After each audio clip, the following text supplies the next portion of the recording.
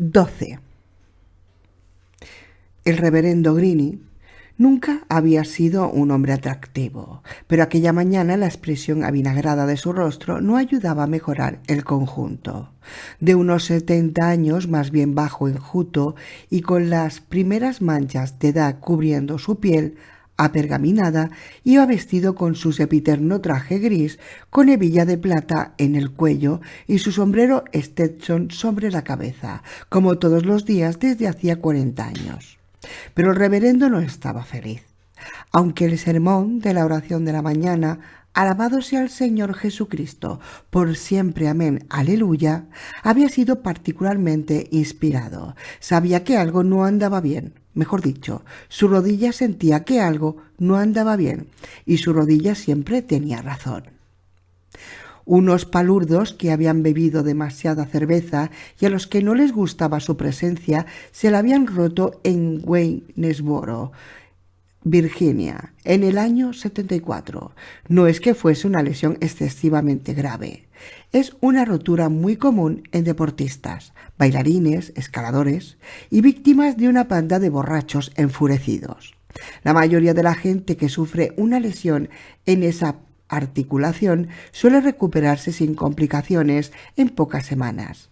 Algunos quedan lisiados para toda la vida, pero otros, alabado sea el Señor, amén, aleluya, no sufren secuelas de ningún tipo. Al curarse, unos cuantos descubren que, como por arte de magia, esa rodilla rota se ha convertido en un infalible detector del cambio de tiempo y son capaces de adivinar, con varias horas de antelación, que ese maravilloso y primaveral día va a dar paso a una tarde de rayos y truenos. El caso del reverendo Greene había sido directamente diferente. Tras 5 largas semanas en un hospital del condado de Rockbridge, había considerado que era más prudente arrastrar su culo fuera de Waynesboro, mientras aún le quedaba algún trozo entera del mismo. Finalmente le dieron el alta médica. Cuando salió a la calle por primera vez, notó que la rodilla le empezaba a doler, al principio con una pulsación suave y larga, que se fue haciendo cada vez más acelerada y dolorosa a medida que pasaba el tiempo.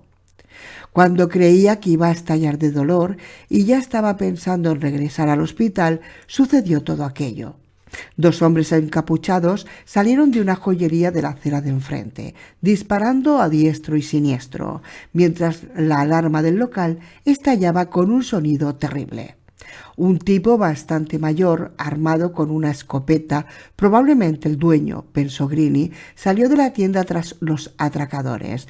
Lo habían tenido encañonado hasta ese instante, pero en ese momento de descuido habían activado la alarma de la joyería, que sonaba tapando cualquier otro sonido en aquel instante. Estaba en medio de la calle, con un rifle que parecía pensado para cazar bisontes africanos, por lo menos. «¡Venid aquí, hijos de la gran puta!». El hombre aullaba mientras echaba el rifle al hombro y apuntaba a los atracadores que se escapaban. «A mí no me jode nadie». Cuando disparó el fusil, el retroceso del arma le echó medio metro hacia atrás, pero el anciano volvió a correr el cerrojo del arma y disparó de nuevo. En la espalda de uno de los atracadores apareció de golpe una enorme flor roja que salpicaba sangre de manera arrítmica. El hombre cayó al suelo, justo cuando su compañero se giró y apuntó su revólver contra el anciano. El 38 que tenía en la mano parecía un juguete infantil comparado con el rifle de caza del joyero, pero a aquella distancia daba lo mismo. El primer balazo entró por un costado del anciano, mientras que el segundo le atravesó el ojo derecho, matándole en el acto. En un último gesto reflejo, el cerebro del joyero había mandado a su dedo índice la orden de agarrotarse sobre el gatillo y aunque su dueño ya estaba muerto, lo hizo. La bala salió lanzando el cuerpo desmadejado del anciano 2 metros hacia atrás, mientras que la cabeza del atracador del 38 se convertía en algo parecido a un bote de jalea de moras, salpicando en todas direcciones. No habían pasado más de 10 u 11 segundos desde que empezó todo. La calle se quedó en silencio, excepto por la maldita alarma que no dejaba de sonar. Olía a pólvora quemada, a sangre y a mierda. Greenie, que durante todo el tiroteo había permanecido de pie, pegada a una pared, comenzó a andar cautelosamente, alejándose de los cuerpos caídos en la calzada. Las primeras sirenas de la policía ya sonaban a lo lejos. Tan solo en ese instante se dio cuenta de que la rodilla le había dejado de doler. Es más, la sentía mejor que nunca. No le dio mayor importancia, ni siquiera cuando en Gainesville, a la semana siguiente, la rodilla comenzó a latirle de nuevo con fuerza, justo una hora antes de que un camión articulado se saltase un semáforo en el cruce donde Greenie estaba tomando una taza de café, mientras pensaba qué hacer con los últimos $27 que llevaba en el bolsillo. Aquel camión se llevó por delante un Chevrolet en el que viajaba una familia de 100 miembros. Murieron todos, incluido el conductor del camión. En ese preciso momento la maldita rodilla dejó de latir, aparentemente satisfecha con las muertes que había visto tan de cerca. Al principio pensó que no era más que una condenada casualidad. Sin embargo, la experiencia se fue repitiendo una y otra vez, donde quiera que estuviese, sin importar lo que estuviese haciendo. Empezaba como una pulsación suave que se iba transformando en un dolor sordo y caliente a medida que se aproximaba la hora. En ocasiones bastaba con que se alejase del lugar en el que estaba para que el dolor fuese disminuyendo hasta desaparecer. Si al día siguiente consultaba los periódicos o veía la televisión, descubría que el lugar donde había estado cuando empezó a latirle la rodilla había sido escenario de algún accidente terrible o de algún crimen espantoso. Siempre, pasara lo que pasase, había derramamiento de sangre. En otras ocasiones, sin embargo, sucumbía a una fascinación morbosa. En cuanto empezaba a sentir el latido, comenzaba a caminar, inquieto, siguiendo la dirección que le marcaba aquella rodilla macabra, guiándose por la intensidad del dolor como un murciélago se guiaría por el sonido, hasta que notaba que la punzada era tan fuerte que estaba a punto de desmayarse. Entonces se ocultaba y esperaba. Y siempre acababa pasando algo. A lo largo de los anteriores 35 años había sido testigo de al menos 15 accidentes de tráfico, 19 asesinatos, una decapitación accidental y 2 violaciones que acabaron en muerte. Y para su sorpresa había disfrutado en todas y cada una de aquellas ocasiones, aunque jamás lo reconocería ni siquiera ante el mismísimo Dios. O sea, un psicópata en toda potencia.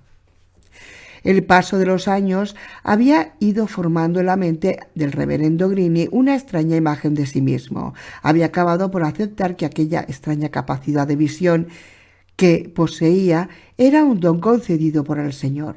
Alabado sea por siempre su nombre. Amén. Aleluya. Podía sentir el mal. Más importante todavía, podía anticipar la llegada del mal. Eso le transformaba sin ninguna duda en un profeta, en un elegido del Señor. Y si podía profetizar la llegada del mal, ¿no le convertía eso en un heraldo para cuando se produjese la inevitable llegada del anticristo a la tierra? Sus sermones cambiaron radicalmente. Greenie, séptimo hijo de unos agricultores medio analfabetos de Alabama, nunca había tenido estudios. Se había lanzado a la carretera a predicar la palabra del Señor porque había sentido la llamada, o más bien porque así evitaba las palizas de un padre alcohólico y una madre con principios de esquizofrenia. Pese a que tenía un verbo incendiario, su conocimiento de las Sagradas Escrituras era bastante deficiente. Y eso, para un predicador ambulante, es el Bible Belt. No era la mejor tarjeta de presentación.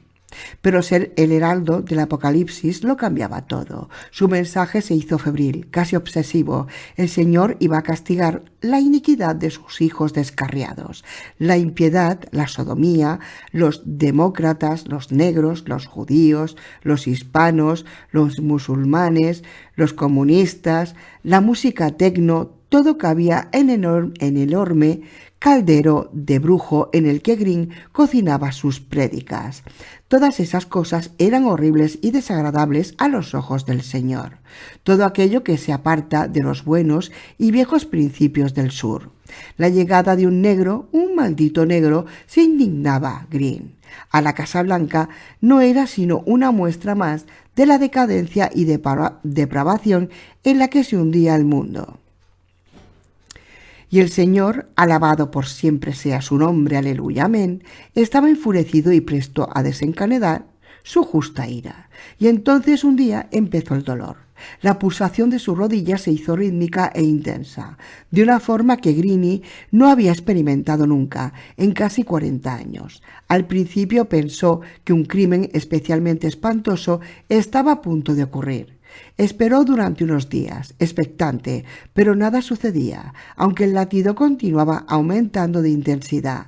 Comenzó a consumir Vicodina, como si fuesen caramelos, pero el dolor no cesaba. Incapaz de aguantar más aquella tensión, decidió que no sería testigo de lo que fuera que anunciase aquel latido. Así que en medio de la noche desmanteló la tienda que utilizaba para sus sermones, la cargó en el techo de su autocaravana y emprendió la huida hacia el sur. Pero alejarse no sirvió de nada. El dolor le seguía como un perro fiel a su dueño. Fuera a donde fuese, durante 15 días el dolor permaneció pegado a él, como los restos de mierda que quedan pegados en el zapato. Fueron días confusos en los que Greene, casi delirando, conducía medio inconsciente su enorme autocaravana hacia el sur, de manera instintiva. Si hubiese sintonizado algo que no fueran emisoras cristianas, se habría enterado de que una pandemia vírica se estaba extendiendo por todo el mundo y que ya había aterrizado en Estados Unidos. Por eso, cuando llegó a Gulfport, Mississippi, el reverendo Greene no tenía ni idea de que el apocalipsis que se suponía que tenía que anunciar ya había empezado 2 semanas atrás. Pero de lo que sí se enteró fue de otra cosa. Nada más llegar a la ciudad, la rodilla dejó de latir. El dolor desapareció por completo. Aquello era sin duda una señal que tenía que significar algo, pero cuando llegó a Gulfport estaba pasando demasiadas cosas simultáneamente. La Guardia Nacional estaba intentando evacuar a todos los vecinos de la ciudad de punto seguro que se había establecido en la cercana Biloxi. De los 70.000 habitantes que tenía Gulfport, ya se habían ido 2/3 partes de manera caótica y desordenada, y los que quedaban estaban muy atareados recogiendo sus pertenencias para marcharse. Por eso, cuando la vieja autocaravana de segunda mano de Greene entró por la carretera principal de la pequeña ciudad, casi nadie advirtió su presencia. Greene lo vio claro. Aquella era la ocasión para la que estaba predestinado, para la que había estado esperando tanto tiempo. El fin de los días llegaba, pero él sabía dónde debían refugiarse los justos. Él sabía cuál era el lugar que estaría a salvo de la ira del Señor, allí donde el dolor no podía llegar. Greene instaló su carpa en la salida de la ciudad, en la carretera que unía Gulfport con Biloxi. Inmediatamente se subió a su púlpito. Por primera vez en muchos años notaba una corriente de energía que le sacudía todo el cuerpo como una descarga eléctrica. Ni siquiera le dolieron los músculos mientras levantaba el poste de la tienda, porque notaba cómo ardía dentro de él la llamada del Señor. «Escuchadme, prestadme atención, buenas gentes de Gulfport. No huyáis de aquí, pues nada habéis de temer.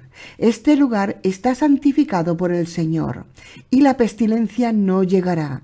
La pestilencia no llegará». Sintió desgañitándose durante horas, aunque apenas consiguió que un par de docenas de curiosos o alguna gente demasiado agotada para seguir el camino se detuviese junto a su tienda para escuchar su sermón. Pero entonces el señor decidió ayudarle y cruzó en su camino a Stanley Morgan. Stanley Morgan, conocido entre sus vecinos como el viejo Stan, llevaba ejerciendo de alcalde de Gulport de manera ininterrumpida desde hacía casi 20 años. Blanco, anglosajón, protestante y republicano hasta la médula, Stan pensaba que solo había una manera correcta de hacer las cosas, la suya.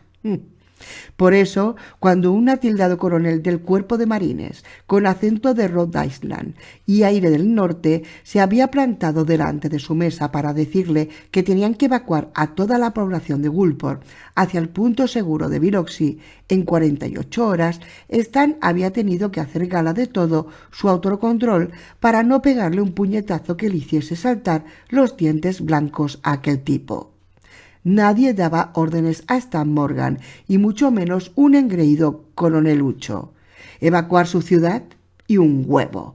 Gulport había resistido el paso de 1001 emergencias, entre ellas varios huracanes. El último de ellos, el Katrina, en 2005, había dejado media ciudad en ruinas y jamás había sido evacuada por completo. Y Stan quería ser recordado con una biblioteca con su nombre o un parque. Se lo merecía, joder. Y eso sería imposible si pasaba a la historia como el alcalde que tuvo que evacuar su amada ciudad.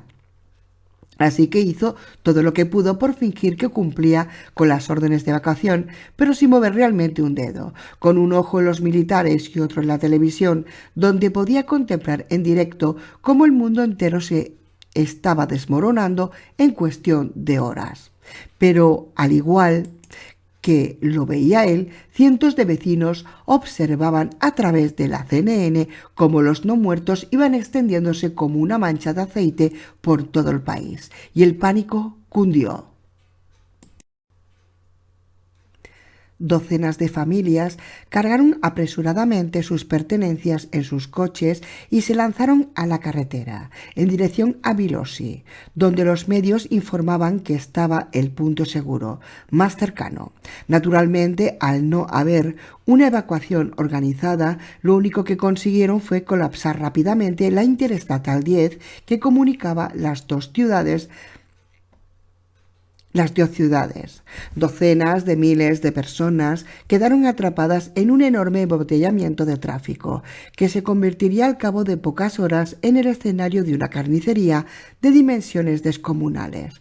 Pero en aquel momento nadie sospechaba que los no muertos estaban tan cerca. Stan hizo gala de toda su fuerza de voluntad para impedir que sus vecinos se marchasen, pero aquello no era tan sencillo como convencerlos de que las carrozas de la feria de la calabaza del condado debían medir 6 pies más. El pánico había bloqueado cualquier atisbo de racionalidad. Argumentó, razonó, rogó y maldijo, pero la mayor parte de la gente, asustada y temiendo la inminente llegada de los no muertos, simplemente le decían: «Lo siento mucho, Stan, de veras, pero es que...» y se subía a sus coches sin mirar atrás. Hasta que el destino puso en su camino aquel predicador medio chiflado que debajo de una carpa mal montada se desgañitaba al borde de la carretera. Y entonces Stan tuvo una idea. El hombre de la carpa tenía pinta de ser uno de esos predicadores ambulantes que tanto abundaban en la zona, que vivían de la caridad, los donativos, y sospechaba de los falsos milagros. En aquel momento estaba aullando algo acerca del fin de los días, un argumento bastante común en el manual del predicador, por otra parte. Pero lo realmente interesante era lo que añadía a continuación. Gulport era seguro. De hecho, era el único sitio seguro en miles de kilómetros a la redonda. Gulport, su ciudad. Así que, sin pensarlo, se subió a la roñosa tarima del predicador y le extendió la mano. «Buenas tardes, reverendo», dijo mostrando su sonrisa de tiburón que tantos negocios inmobiliarios le había ayudado a cerrar. «Soy Stan Morgan, el alcalde de Gulport, y creo que Dios le ha puesto en mi camino». Menos de 2 horas después, la pequeña tienda mal montada del reverendo Greene había desaparecido y en su lugar se levantaba una enorme y moderna carpa con capacidad para más de 400 personas, de la que los empleados de Stan habían retirado apresuradamente los carteles de promociones inmobiliarias de Morgan. Bajo ella, con un equipo de sonido que podía competir con el del estadio local de Woolport Merlins, de hecho era el equipo de sonido de los Merlins, el reverendo Greene, con Stan Morgan a su lado, hacía que fuese imposible avanzar por el interestatal sin fijarse en él. La combinación del magnético discurso de Greene junto con la impresionante figura de Stan Morgan, un hombre conocido por todos sus vecinos, hizo que los vehículos empezasen a detenerse. Primero un par de coches, más tarde 3 o 4 camionetas, y en poco menos de media hora una pequeña multitud se congregaba bajo la carpa, donde Greene se desgañitaba anunciando que Woolport era el único lugar seguro de todo Mississippi. El ser humano, como bien sabía Stan, es de naturaleza gregaria, tiende a hacer lo que hace la mayoría, y al ver a aquella muchedumbre detenida bajo la carpa plantada en el arcén de la carretera, los vecinos de Woolport comenzaron a hacer exactamente eso, detenerse y escuchar. Stan aprovechaba la ocasión para circular entre sus vecinos, a los que las palabras de Greene parecían hacerles el mismo efecto que una caricia suave en el lomo de un perro aterrorizado. Súbitamente la histeria colectiva se fue apaciguando, y los que antes no eran capaces de ver más allá de la huida hacia el punto seguro de Biloxi, de repente estaban en disposición de escuchar de nuevo a Stan. «Es un hombre santo», susurraba Stan, mientras apretaba las manos y repartía palmadas en la espalda. «Ha atravesado más de 3 estados en esa maldita furgoneta, rodeado de millones de esos seres, y no ha sufrido ni un rasguño. Realmente tiene que estar bendito por el Señor». Y la gente, asustada, comenzó a mirar al reverendo con otros ojos mientras bebían literalmente sus palabras. Después de semanas de intenso terror, en las que las únicas noticias que llegaban eran de muerte, devastación y de aquella misteriosa plaga de no muertos acercándose, el verbo incendiario de Greene, hablando de salvación y seguridad en su propia casa, era música para sus oídos. Y así, por primera vez en casi 40 años, gracias al Apocalipsis, el reverendo Josiah Greene se encontró ante una congregación dispuesta a escucharle con fervor. Y durante muchos meses fue feliz, hasta que esa mañana, justo cuando el Ítaca entraba en el puerto, en medio de un estruendo de sirenas enloquecidas, su rodilla comenzó a latir de nuevo. Muy débilmente, es cierto, pero aquel latido era inconfundible. Y de repente, el reverendo Greene sintió miedo. 13. Lucía, Víctor, venid a ver esto, no me lo puedo creer. Cuando el Ítaca entró en el puerto de Woolport, no pude contener un grito de asombro. El barco navegaba muy lentamente por el canal de entrada a la dársena, arrastrado por un par de pequeños remolcadores que respiraban fatigosamente enormes bocanadas de humo mientras tiraba del coloso hacia su amarradero definitivo. De cada uno de los barcos salían enormes chorros de agua hacia los lados, celebrando la llegada del petrolero. En las orillas la gente se agolpaba, saludando y agitando los brazos, mientras que por el bulevar una caravana de coches circulaba con gente asomándose por las ventanillas y haciendo sonar sus claxones. Daba la sensación de que la locura se había adueñado de aquella tranquila ciudad. Y no es para menos, pensé. Con todo el petróleo que llevaba el Ítaca dentro de sus bodegas, la población tendría combustible suficiente para aguantar al menos un año más, o quizá un poco menos, sobre todo si seguían usando aquellos enormes Hummer negros que tenían aspecto de consumir combustible a cubos. Precisamente una caravana de 6 vehículos de ese tipo se acercaba a toda velocidad hacia el muelle, con un coche patrulla abriéndole camino entre la multitud alborozada que se agolpaba en el paseo.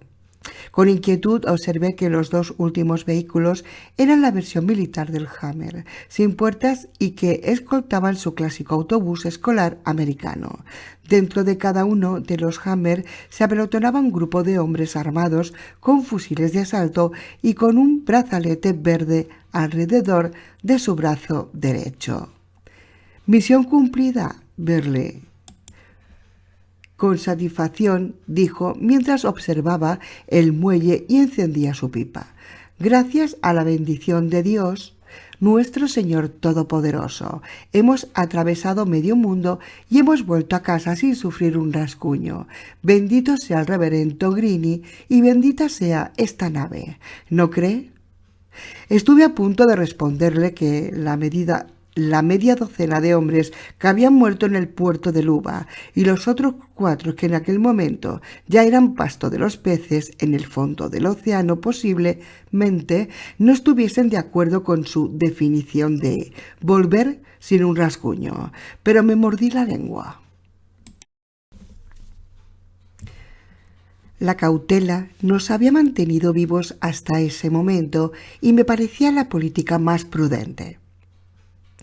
«¿Quién viene en esa caravana?», preguntó Lucía, mientras señalaba la columna de vehículos que ya se había detenido al pie del muelle donde íbamos a atracar. «¿Es el reverendo Greene?» «Oh, no», bufó Birley, «es la Guardia Verde del reverendo. Son los encargados de mantener la paz y el orden del Señor en la ciudad. Vienen hasta Ítaca para llevarse a esa chusma que se apelotona en la proa. Y créame, señorita, en el momento en el que el último de esos chicanos apestosos abandone mi barco, me sentiré mucho mejor». Me está costando leer este libro, Me está costando. «Oiga, no hable así de esa gente». La voz de Lucía vibraba con una nota de cólera que me sorprendió. Esa gente se jugó la vida para poder llenar de petróleo su maldito barco. Sin ellos, su viaje habría sido un completo fracaso. Además, ¿qué diablos importa si son chicanos, negros o esquimales? Esos comentarios son asquerosos. Yo opino lo mismo. El capitán Birley se quedó contemplando a Lucía durante un largo rato. La expresión de sus ojos era amenazadora. Observaba a la chica como si no la hubiese visto hasta entonces y se hubiese materializado por arte de magia en el puente de su barco. Cuando habló lo hizo arrastrando las palabras y con un tono gélido en su voz. «Controle lo que dice, jovencita. Sería una pena tener que darle una zurra a una muchacha tan encantadora como usted. Es usted mujer y evidentemente no sabe lo que dice, pero los hombres que están a su cargo deberían tenerla más educada, si me permite la observación». «Pero, ¿quién te has creído que eres, pedazo de gilipollas?». La ira de Lucía explotó incontrolable. Afortunadamente estaba tan enfadada que sus insultos eran en español, idioma que Birley desconocía. «Racista estirado de los cojones, soplapollas animal, machista». «Lucía, contrólate», susurré en su oído mientras la sujetaba. Si no lo hubiese hecho, no me cabe la menor duda de que habría saltado sobre Birley y le habría sacado los ojos con sus propias manos. «¿Has oído lo que me ha dicho? ¿Has oído lo que ha dicho de esa gente? Si esa es su forma de pensar, este tipo es un enfermo retorcido». Lucía se debatía en mis brazos, tratando de soltarse. «Estoy totalmente de acuerdo contigo, pero escúchame. No sé de qué diablos va esta gente y está claro que si el color de tu piel no es blanco, tienes todas las papeletas para acabar como carne de cañón», le dije mientras le sujetaba la cabeza para que me mirase a los ojos.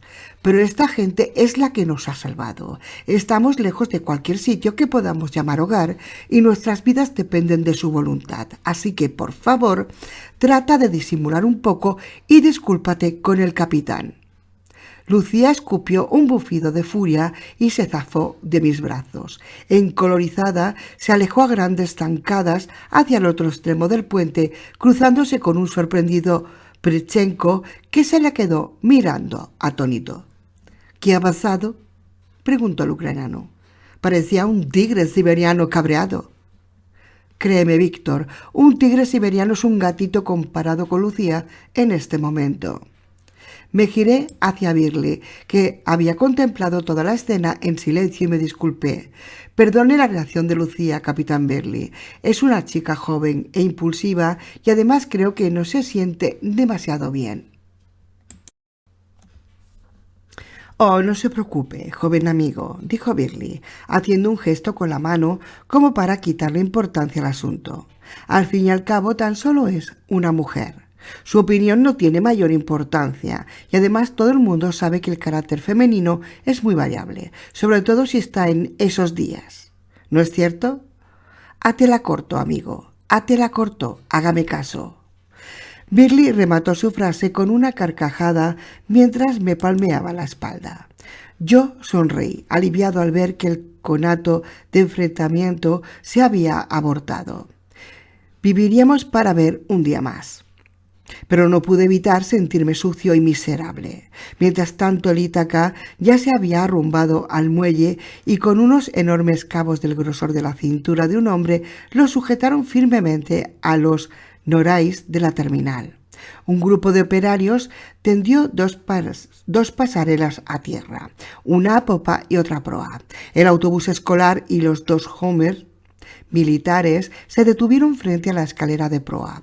Parte del grupo de hombres que iban a bordo de los Homer descendió y formó un perímetro alrededor de los vehículos. Mientras tanto, otro grupo subió a bordo del Ítaca y con gritos secos, maldiciones y patadas obligó a formar en una compacta piña a los soldados de la proa. Resultaba sorprendente ver cómo aquellos hombres que se habían batido con tanto valor y arrojo en el puerto de Luba se comportaban de repente como un grupo de ovejas asustadas, o más bien resignadas. En medio del grupo sobresalía el gigantón negro que había capitaneado el asalto, e incluso desde allí pude distinguir la ira brillando en sus ojos. Si las miradas matasen, al menos media docena de los tipos del brazalete verde hubiesen caído desplomados allí mismo. Sin embargo, se limitaba simplemente a eso, a mirar. Cuando los hombres de brazaletes verdes comenzaron a arrearlos hacia la pasarela, agachó la cabeza como los demás y se unió al grupo que marchaba. Una vez en tierra, uno de los guardias verdes deslizaba un detector de metales por todo su cuerpo, sin duda para cerciorarse de que no llevaba ningún arma oculta entre las ropas. Otro de los guardias les pasaba un botellín de agua y un tercero punteaba una lista a medida que iban subiendo al autobús. ¿Tú entiendes algo, Víctor? No tengo ni idea, contestó mi amigo, pero sí de algo estoy seguro, es de que esos mexicanos serían capaces de hacer picadillo a los guardias en menos tiempo que tardo en decirlo. Y sin embargo, ahí los tienes, como ovejas camino del matadero. Es sorprendente, ¿no es cierto? La voz de Strangar, el oficial sueco, sonó de golpe a nuestras espaldas, sobresaltándonos, o al menos a mí. Dudaba mucho de que Víctor no se hubiese dado cuenta de que se había acercado a alguien por detrás. El ucraniano tenía ojos en la espalda. ¿Quién es esa gente?, preguntó Víctor, con voz seca, señalando a los guardias verdes. Esos. Strangar miró discretamente a ambos lados para cerciorarse de que nadie más nos escuchaba antes de seguir hablando. Son chusma, escoria, mala gente, expresidiarios, casi todos ellos. Si quieren un consejo, procuren no cruzarse en su camino, y si por desgracia lo hacen, intenten no cabrearlos demasiado. Golpean primero y preguntan después. Pero son la autoridad aquí, o mejor dicho, son el ejército privado del reverendo y cumplen fielmente sus órdenes. Además, la mayor parte de la población de Gulport los adora. Sienten que son ellos los que le permiten vivir en paz y seguridad. Asentí como si comprendiese, aunque aquello no tenía ningún sentido para mí. Observé detenidamente a aquellos hombres. Todos ellos eran corpulentos, con el tipo de musculatura que delata muchas horas levantando pesas. La mayoría vestían pantalones militares y llevaban camisetas blancas de asas, con el fajín verde envolviéndoles uno de los bíceps. Todos iban rapados y unos cuantos lucían unas barbas recortadas de aspecto siniestro. «Parece que el tatuador les ha hecho precio de grupo», comentó Prichenko, sarcástico, mientras señalaba discretamente a los más cercanos. No había ni uno solo de ellos que no llevase alguna parte de su cuerpo cubierto de tatuajes, cruces, gamadas que se alternaban con telarañas, calaveras e inscripciones en letras góticas. Uno de ellos incluso llevaba la leyenda White Bride tatuada en la parte de atrás de su cabeza. Un escalofrío recorrió mi espalda. «Sí, parece el tatuador», dijo Prichenko otra vez. Orgullo blanco. Aquellos tipos armados de brazalete verde eran de la nación aria, los supremacistas blancos del fondo del pozo social de América. La nación aria, un grupo racista que hacía que el Ku Klux Klan pareciese el club de la tolerancia. Estaban implicados en extorsión, narcotráfico, asesinatos y tráfico de armas. Ni una sola cárcel del sistema federal de prisiones estadounidenses se libraba de un grupo de la nación aria.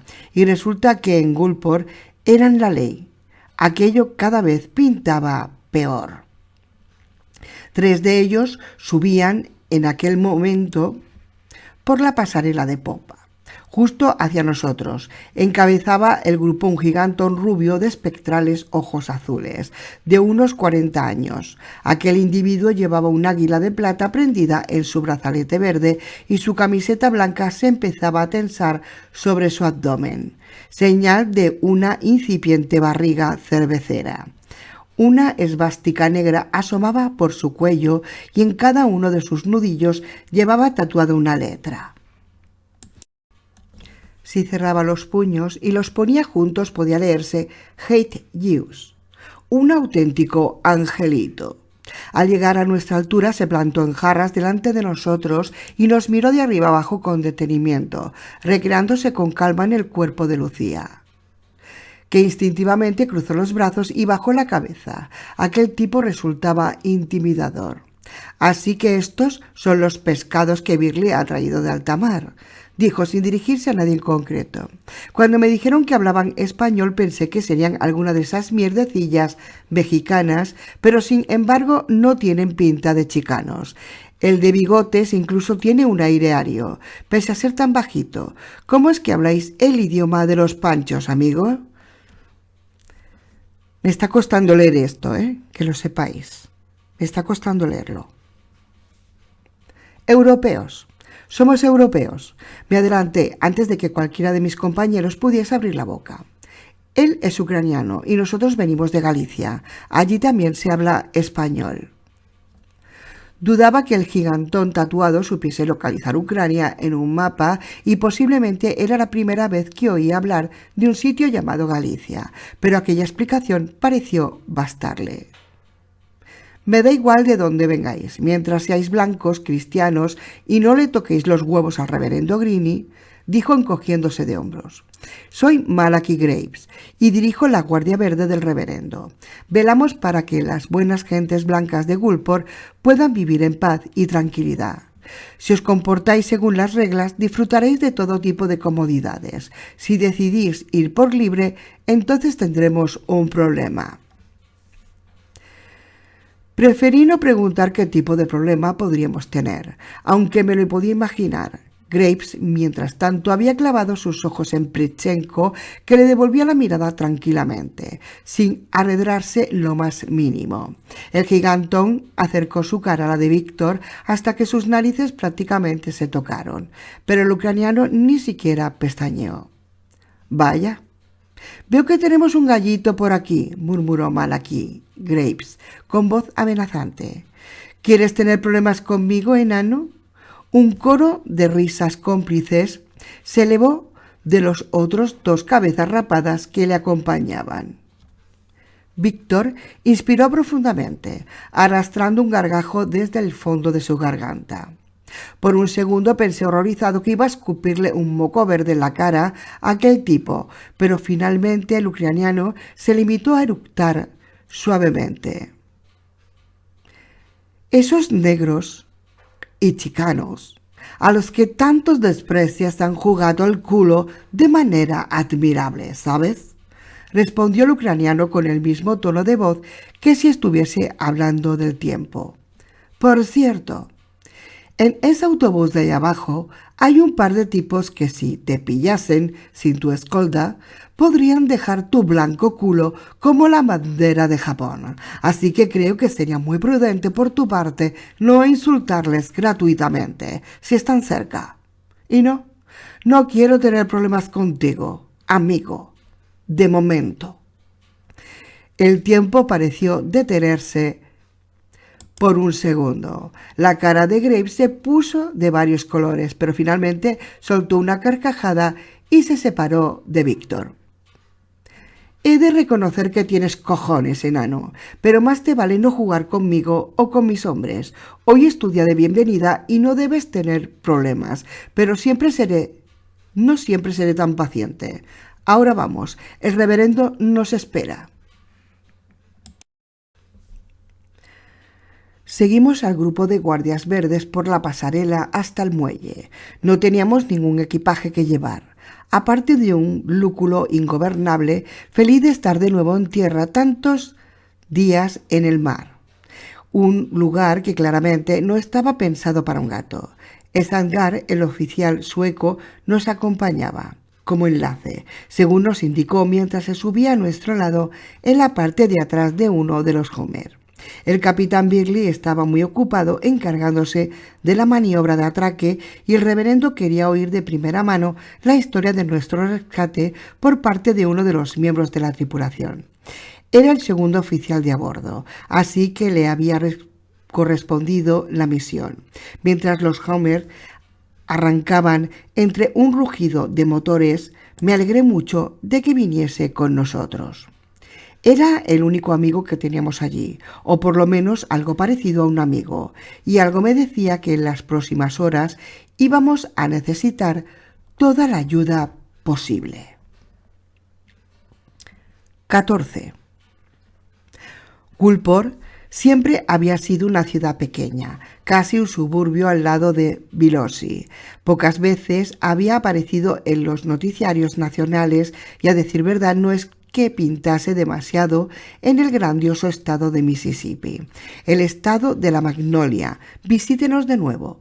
Pero sus vecinos estaban terriblemente orgullosos de su ciudad por 3 cosas: los Marlins, su feria de la calabaza y por ser una de las bases permanentes de los She Bees. Los She Bees formaban parte del cuerpo de ingenieros del ejército de Estados Unidos desde los años 40.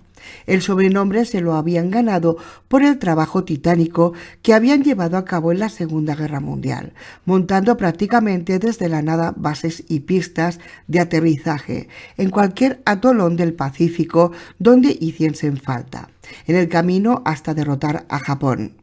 Tras la guerra, el cuerpo había seguido creciendo y dotándose de más y mejores medios, hasta transformarse en una de las unidades más curiosas del ejército estadounidense. Sus hombres posiblemente jamás ganasen un concurso de tiro. De hecho, la mayoría ni sabría agarrar bien un rifle, ni a eso vamos. Pero, sin embargo, eran capaces de montar la infraestructura que hiciese falta en cualquier lugar del mundo. Y Gulport era su hogar. Cuando se desató la plaga, la mitad del personal de la base estaba en Afganistán, organizando una ruta de abastecimiento hasta Kabul. Se planeó su repatriación urgente, pero las plazas de avión escaseaban en aquel momento y las unidades de combate, en una situación en la que el mundo entero se sumía en el caos, tenían preferencia. Lo cierto es que los aviones que tendrían que haber ido a buscarles jamás despegaron. Si se quedaba vivo alguno de ellos, seguramente estaría perdido en una montaña afgana, huyendo de los talibanes, de los no muertos o, lo más probable, de ambas cosas. La otra mitad fue desplazada con carácter urgente a las principales ciudades del país para colaborar en la construcción apresurada de las infraestructuras de los puntos seguros, y no hacía falta demasiada imaginación para adivinar cuál había sido su triste destino. Así que cuando Stan Morgan, el alcalde de Gulport, se asoció con aquel predicador roñoso que descañitaba en las afueras de la ciudad, en la base de los Sea Beast de Gulport apenas quedaban 2 docenas de militares encargados del mantenimiento. Sin embargo, había enormes montañas de material acumulado pacientemente desde hacía décadas. Stan Morgan podía ser un tipo terco y ambicioso, además de sistemáticamente infiel a su mujer desde hacía más de 20 años y, curiosamente, aficionado a las fotos de jovencitas asiáticas menores de 13 años. Pero sobre todo era un tipo despierto e ingenioso. Cuando volvió de la guerra de Vietnam, pobre como una rata, vio la oportunidad que suponía el incipiente mercado inmobiliario. Promociones Inmobiliarias Morgan fue su siguiente paso y en menos de 2 años se había transformado en uno de los vecinos más ricos de Gulport. Cuando Stan contempló a través de la vacilante señal de la CNN que los no muertos comenzaban a arrasar los puntos seguros, se dio cuenta de que la única posibilidad de proteger su ciudad no era defenderla a tiros, como en el resto del país, sino creando un obstáculo alrededor de ella, un obstáculo tan grande y formidable que ni siquiera una marea de no muertos pudiese atravesarlo. Y entonces se acordó de los depósitos de los Sea Beast. El resto fue fácil. En los almacenes militares no había nadie y miles de toneladas de acero y cemento esperaban pacientemente a que alguien los usara. Desde la devastación causada por el Katrina, los Sea Beast habían tenido tiempo para pensar un modo de evitar que los ríos se desbordasen y las inundaciones arrasaran de nuevo campos y ciudades. Sus ingenieros habían desarrollado un ingenioso sistema para crear diques de contención a base de varillas de metal y cemento, Portland modificado. Se llamaba Unidad Móvil de Creación de Diques de Contención, autofabricados. Los soldados de la base, más irreverentes, lo bautizaron el Cagamuros. El Cagamuros era un engendro horrible, un vehículo que parecía el fruto de una noche loca entre un camión volquete y una locomotora. Podía fabricar un módulo de cemento de 3 metros de alto por 2,5 metros de largo en el asombroso tiempo de 15 minutos, y lo mejor era que el muro ya salía medio fraguado. Menos de 24 horas después de haber sido depositado en su lugar por el Cagamuros, el módulo era una pared de cemento tan rocosa y dura como si llevase años ahí colocada, y en la base de Gulport había nada menos que 20 Cagamuros. Los operarios de Stan, obreros con muchos años de experiencia en la construcción, no tardaron más de 6 horas en aprender a manejar aquellos monstruos, con la impagable ayuda de los manuales y de uno de los técnicos que afortunadamente aún permanecía en la base, y en otras 6, los 20 Cagamuros estaban trazando un enorme perímetro de acero y cemento alrededor de toda la ciudad.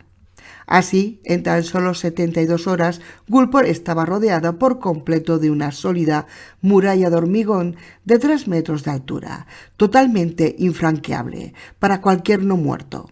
Era tosca, fea, gris y parecía la hermana bastarda del muro de Berlín, pero cumplía a la perfección su misión: los vivos dentro y los no muertos fuera, y eso para Stan Morgan era el objetivo.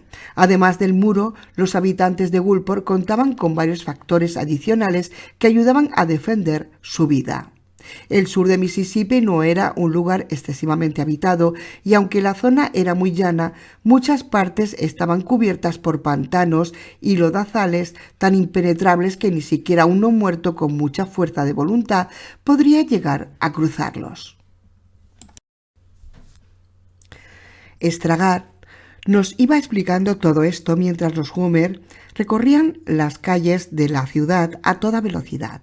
El banderín verde que ondeaba en el capó del coche que abría la marcha parecía dotarnos de un poder especial a la hora de sortear las normas de tráfico, pues no aminorábamos la velocidad ni siquiera cuando pasábamos por un cruce, pese a que había bastante tráfico. Así no podíamos dar crédito a lo que veíamos. La ciudad tenía un aspecto normal, extraordinariamente tranquilo y próspero. La gente paseaba por las calles limpias y ordenadas, y cuando se cruzaban se detenían a saludarse y a charlar riendo y bromeando como si el infierno no se hubiese desatado nunca sobre la tierra. Las tiendas estaban abiertas, los jardines limpios y cuidados, y para mi sorpresa incluso las cafeterías y los restaurantes estaban funcionando con total normalidad. Todo era limpio, pulcro, bello y perfecto. No existe la perfección. No existe. Algo pasa. Excepto por el pequeño detalle de que tan solo se veía a personas de raza blanca, mirara por donde mirase. Parece balbucí, tratando de digerir la escena. Resulta increíble, ¿verdad?, dijo Stragar, con una media sonrisa. Es como el escenario de una teleserie. Esta ciudad ya era un barrio residencial blanco de calidad antes del apocalipsis, pero ahora lo es más que nunca. La mayoría de la gente que ve son jubilados, profesionales liberales con sus familias o divorciadas ricas, que escapaban de la vida estresante de Biloxi para venirse a vivir aquí y que tuvieron la suerte de asistir a la debacle final desde el lado bueno de esa pared de cemento. Torció el gesto con una mueca. Y ahora son el germen de la sociedad del futuro. Tiene gracia, ¿verdad? Sí tenía gracia. Yo no se la encontraba por ninguna parte. Todas las personas que veía, jóvenes, adultos y viejos, tenían un aspecto próspero, sano y bien alimentado, a años luz del aspecto famélico y depauperado que tenían los supervivientes de Tenerife. Claro que en Gulfport no debía de haber más de 30.000 personas, tirando por lo alto, mientras que en Tenerife se hacinaban varios millones de refugiados llegados de toda Europa, que habían llevado al límite la capacidad de suministro de la isla. Pero no era solo eso. Todas aquellas personas tenían un aspecto relajado y displicente, muy lejos del espíritu fatalista y atemorizado que teníamos aquellos que nos habíamos enfrentado en persona con el hambre, la destrucción y los no muertos durante algún tiempo. Tenían aspecto de gente de bien, que se las había apañado para seguir dentro de su Arcadia feliz, mientras el resto del planeta se deslizaba por el sumidero de Satanás. «Hay una cosa que no entiendo», pregunté. «¿Cómo es posible que esta gente tan clásica haya aceptado como guardianes de la ley y el orden a esos tipos duros?» Señalé hacia Malachi Graves y uno de sus acompañantes que iban sentados en el asiento delantero, envueltos en una nube de humo de cigarro. «Parecen expresidiarios». «Son expresidiarios», respondió Stragar, bajando la voz de nuevo. «Todos y cada uno de ellos antiguos inquilinos del centro de máxima seguridad de Parchman». «¿Y qué rayos hacen aquí?», preguntó Lucía. Aún estaba enfadada conmigo y no me había dirigido la palabra ni una sola vez desde que habíamos bajado del barco. Iban camino de Biloxi para trabajar como mano de obra gratis en el acomodamiento de miles de refugiados. Por algún error administrativo, 4 autobuses abarrotados con estos tipos acabaron en Gulfport. Cuando llegaron, nadie sabía muy bien qué hacer con ellos y a los conductores de los autobuses, de su parte, les importaba un carajo lo que les pasase. Tan solo querían dejar su cargamento aquí y salir pitando cuando antes hacia el punto seguro de Biloxi. Simplemente cerraron los transportes, dejaron las llaves en las oficinas del jefe de policía y salieron corriendo. Los presos estuvieron 24 horas encerrados dentro de los autobuses aparcados a pleno sol en la explanada de carga del puerto. Los tipos de la nación aria eran más numerosos y estaban más organizados que el resto de los presos. Así que cuando abrieron las puertas, tan solo bajaron ellos de los autobuses. El resto de reclusos se quedaron dentro para siempre. ¿Los asesinaron?, preguntó Lucía.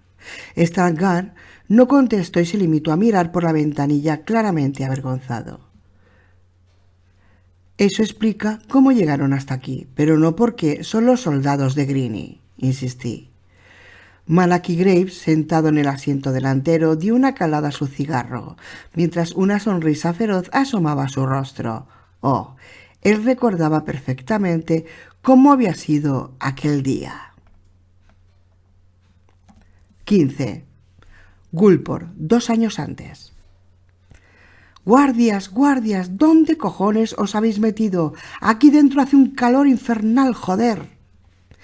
Mientras vociferaba, el preso golpeaba la puerta enrejada que separaba el asiento del conductor de la parte trasera del vehículo. Sus gritos se mezclaban con el barullo creado por otros 40 individuos que gritaban, golpeaban las ventanillas del autobús y maldecían en todos los tonos posibles. Llevaban casi un día entero aparcados en aquella maldita explanada y el calor estaba a punto de volverles locos.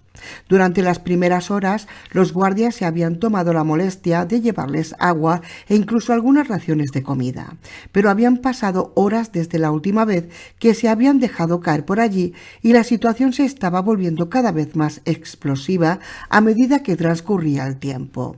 Uno de los presos, un tipo gordo con la piel enrojecida, había muerto un par de horas antes de un ataque al corazón y su cadáver había sido lanzado de cualquier forma a la parte trasera del vehículo. El preso que estaba encadenado a él, un negro con el aspecto de pandillero, había perdido de golpe su pose de tipo duro y lloriqueaba sin cesar mientras tironeaba inútilmente de la cadena que le mantenía sujeto al cadáver del gordo, que empezaba a inflarse a causa del calor. «Ayudadme a soltarme, joder», suplicaba. «Ayudadme, por favor. Este tipo va a reventar y me va a contagiar su maldita cosa. No quiero morir. Ayudarme, por favor». Malachi Graves, sentado varias filas más adelante, hizo un gesto despectivo. Podría haber soltado fácilmente a aquel negrata si hubiese querido, cortando la mano del gordo con el cuchillo que llevaba escondido debajo de su uniforme naranja de preso. Pero no se movió. Por un lado despreciaba a aquel tipo como a todos los de su raza, y por otro lado guardaba el cuchillo para una ocasión mejor. El día del cerdo estaba a punto de comenzar.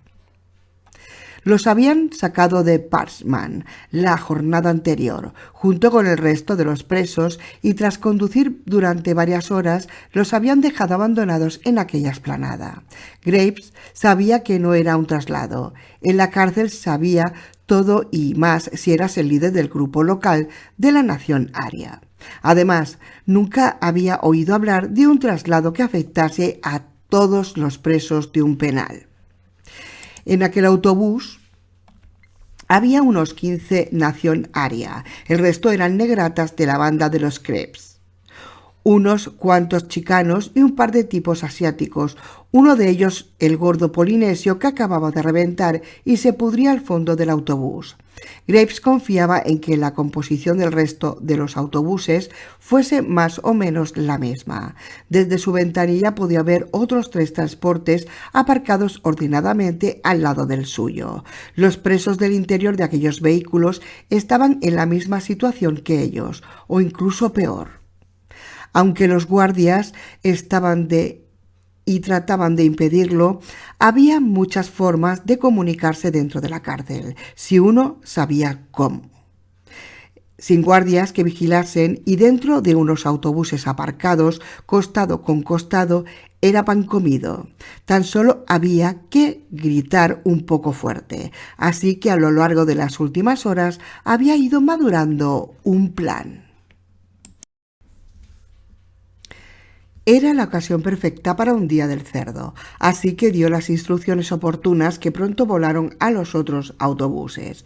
Cuando empezamos Malachi, Seth Fredsen, el preso sentado al otro lado del pasillo, se inclinó hacia él con ojos ansiosos. «En un momento, Seth, en un momento», murmuró Graves entre dientes. Un líquido blancuzco había empezado a deslizarse por la comisura del labio del gordo muerto y al pandillero encadenado al cadáver le entró un ataque de histeria. «¡Este cabrón va a explotar! ¡Soltadme! ¡Soltadme! ¡Joder!». Un preso quiso levantarse para echarle una mano, pero estaba encadenado a un nacionaria que aprovechó el momento para pegar un tirón a la cadena que los unía. El preso cayó al suelo en un revoltijo de eslabones y de repente se organizó una bronca descomunal en la parte trasera del autobús. «Ahora», dijo simplemente Malachi Graves, «vamos allá». Seth Fredsen encendió un pedazo de papel con una cerilla que llevaba escondida y sacudió la llama de arriba abajo al lado de la ventanilla enrejada. En el autobús de al lado alguien recibió la señal e hizo lo mismo para el siguiente. Graves no esperó a que la llama se apagase para empezar el día del cerdo. Con un gesto fulgurante deslizó el cuchillo casero por su manga y le asestó una puñalada en el cuello al puertorriqueño que tenía sentado a su lado. El tipo, sorprendido, solo tuvo tiempo de abrir mucho los ojos y emitir un borboteo apagado mientras se ahogaba en su propia sangre. Seth Fredsen, mientras tanto, había cogido su cadena y estaba estrangulando con ella a su compañero de banco, un negro de la costa oeste que arrastraba las R's al hablar. El tipo se debatió durante unos segundos, pero estaba perdido. Cuando se lo soltó, sus brazos cayeron inertes, como si estuviesen rellenos de serrín. Malachi se dio la vuelta para ayudar en la parte de atrás del autobús, pero sus muchachos ya tenían la situación controlada. Eran la banda mayoritaria dentro de aquel autobús. Estaban armados y además contaban con el factor sorpresa, así que habían acabado con el resto de los presos en menos de un minuto, sin apenas esfuerzo. Tan solo uno de sus hombres tenía un profundo corte en el brazo, causado por su propio cuchillo al rebanarle el pescuezo al otro de los presos. Con el cuerpo cargado de adrenalina, rugieron, se felicitaron, sacaron pecho y escupieron sobre los cadáveres caídos. Después simplemente se sentaron a esperar. No fue hasta 2 horas después cuando Malachi Graves pensó por primera vez que a lo mejor no había sido una buena idea apiolar a los negratas y a los chicanos. Normalmente en una situación así, tan solo se tenía tiempo de deshacerse del arma homicida antes de que llegasen los guardias. Sin embargo, allí no había aparecido nadie y los cadáveres empezaban a apestar. Graves aplastó de un manotazo una mosca golosa que se le había posado en el cuello. Su mente trabajaba a toda velocidad, ideando un plan alternativo cuando de repente alguien abrió la puerta del autobús. Instantáneamente los 15 cabezas rapadas empezaron a vociferar insultos contra los guardias, pero su voz se fue acallando poco a poco hasta que un pesado silencio se hizo dentro del vehículo. En vez de los guardias, con el equipo antidisturbios que esperaban al otro lado de la reja, había un hombrecillo de unos 60 años vestido con un traje y con un enorme sombrero extenso en la cabeza. El hombre sujetaba una Biblia entre sus manos y observaba el escenario de la carnicería con una expresión inescrutable en su rostro. «Ese cabrón está rezando», pensó Graves, al ver que los labios del anciano se movían sin emitir sonido alguno. Finalmente, el hombre del sombrero se frotó distraídamente la rodilla derecha, sacó un montón de llaves de su bolsillo y se dirigió hacia la puerta. Súbitamente se detuvo, como si de repente se hubiese acordado de algo. «¿Sois hombres temerosos de la ira de Dios?», preguntó. Graves sacudió la cabeza, dudando si había oído bien. «Como dice, reverendo», contestó, mientras se preguntaba si todo aquello no sería una alucinación debida al calor. «He preguntado si sois hombres temerosos de la ira de Dios», replicó Green pacientemente. Graves se puso de pie y el cadáver del puertorriqueño cayó a sus pies, como un pesado fardo. Hizo un gesto amplio que abarcaba todo el autobús y se volvió de nuevo hacia el hombrecillo hacia el otro lado de la verja. «Reverendo, mire a su alrededor. Nosotros somos la maldita ira de Dios». Por algún motivo, aquella respuesta pareció gustarle al anciano, que asintió satisfecho. «Veo que habéis limpiado de escoria e iniquidad este vehículo. Esos hombres de razas bastardas e inferiores no tienen lugar en la Nueva Jerusalén». Su voz tenía un tono hipnótico que hacía que hasta los arios más despectivos permaneciesen callados escuchándole. Pero la auténtica maldad está ahí fuera, a punto de abalanzarse sobre este rincón protegido de Dios. Por eso yo os pregunto, ¿queréis que os libere para ser el instrumento de la ira de Dios? Seremos lo que usted quiera, reverendo, pero sáquenos de este puto autobús de una vez. Bien. La cara de Greenie se iluminó como si hubiese hallado la solución de un acertijo especialmente difícil. Pero antes, recemos para iluminar vuestras almas. Arrodillaos. ¿Qué coño dice este chalado?, preguntó Seth con brusquedad. Cállate. La voz de Graves era cortante, mientras sus ojos permanecían fijos en Greenie, incapaces de apartarse de la figura del predicador. Haced lo que dice, arrodillaos y rezad. Al que no lo haga, le sacaré los dientes por el culo a patadas. Obedientes, los integrantes de Nación Aria se arrodillaron y comenzaron a rezar, siguiendo las oraciones que Greenie susurraba, con los ojos cerrados y los brazos levantados hacia el cielo. Una expresión de éxtasis deformaba su rostro. Al acabar el rezo, Greenie abrió la puerta con el pesado fajo de llaves que había conseguido la comisaría. Después comenzó a caminar por el pasillo abriendo los grilletes de los presos. Mientras caminaba, pasaba por encima de los cadáveres empapados de sangre de los reos asesinados como si no fuesen más que montones de basura. Cada vez que liberaba a uno de los arios, le ofrecía su Biblia para que la besase, al tiempo que imponía las manos sobre su cabeza. Grace tuvo que agacharse para que el pequeño reverendo pudiera apoyar su mano sobre su calva. En el momento en el que Greenie lo tocó, Graves sintió como si una corriente eléctrica le sacudiese de pies a cabeza. Jadeó, sorprendido, mientras abría mucho los ojos y miraba fijamente a Greenie. Tuvo que apoyarse en el asiento para no caer. Los ojos del reverendo eran un pozo negro lleno de fuego.